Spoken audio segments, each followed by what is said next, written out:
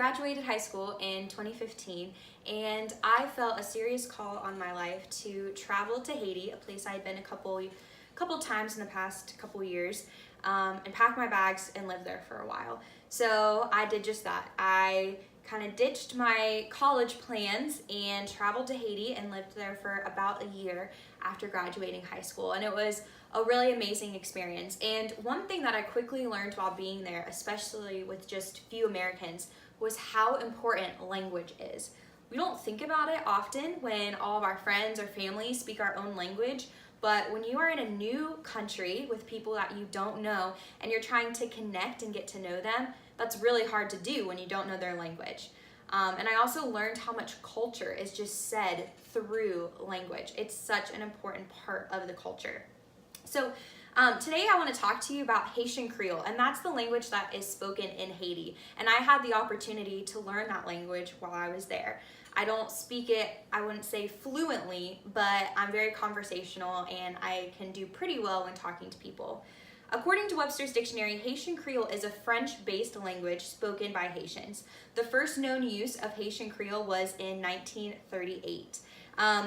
According to About World Languages, 7 million people live in Haiti and they all speak Haitian Creole. That is the primary language there. But other Haitians in the Bahamas and Canada, Dominican Republic, and even the United States speak Creole as well. Haitian Creole is made up of several different languages combined in one. You have some African tribe language, Spanish, French, and even English. And the reason for that is that the country itself was settled by French and Spanish settlers, and they brought over African slaves. And Haiti was actually the first country to revolt and gain its independence out of slavery. So that was the first country in the entire world, which is really, really cool. So they kind of created their own language, which I'm now going to show you today. So the first thing that we need when we are going to learn Creole today is we need to have our vocab, which I've written down on these little flashcards, and we also need to know our sentence structure. So not very many materials are needed. But the first thing I want to do is go over the vocab. Today we're going to be translating the sentence, I like to go to the red house. Okay, pretty simple sentence. So we need our vocab. We have the word moi, which means I, reme, which means like or love. Interestingly, in their culture, they use the same word to mean both like and love. So you can see kind of how the simplified version of that word would make it harder to understand in some cultural contexts. Are you talking about you like the food or you love your husband? Sometimes you really have to pay attention. Ale, which is the word to go. Kai, which is the word house. La, the word the. And rouge, which is the word red. So our most important part is needing that vocab. And if you were to learn the language or really want to translate the sentence, you would really need to memorize that so you could just kind of spit it off. The next thing we need to know is sentence structure. In English, the way that we create a sentence is we have our pronoun, and then our verb, and then our article, like the, a, and those kind of words, our adjective, our descriptive word, and our noun. That's kind of how we put together, well, that is how we put together a sentence in English. And in Creole, it's very similar, but there are a few changes. You start out with your pronoun and the verb, but instead of putting the adjective before the noun, like red house, you put the noun before the adjective. So you are saying in English, house red.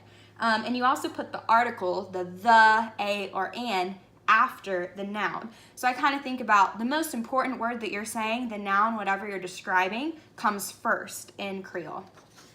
So after you know your vocab and after you know your sentence structure, now it's time to just plug in those words. So we're going to use the sentence structure that we have right here of Haitian Creole, and we're going to start with our pronoun. And our pronoun is I. We're talking about ourselves. So we're going to start with moi.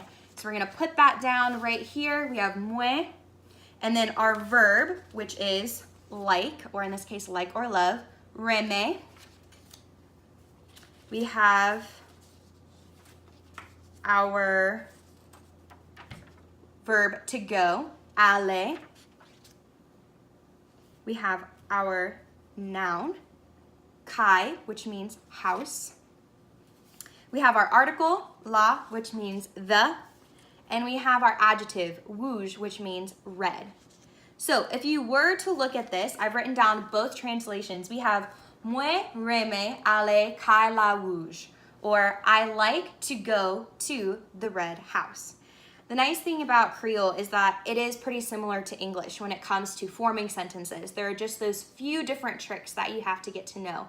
And the biggest thing about Haitian Creole is learning that vocab, because there isn't a lot of different things conjugating. They don't have that kind of stuff, but you do need to know the vocab if you're going to learn the language. Haiti is a really awesome country. It's filled with some deep culture, and I really enjoyed getting to know people there. But one of my biggest lessons was just knowing how important a language is to the culture and to connect to people. People don't really know that you care about them unless you can speak to them. And so for me, it took a few months to really focus in on the language. And so I'm glad I got to share that with you today.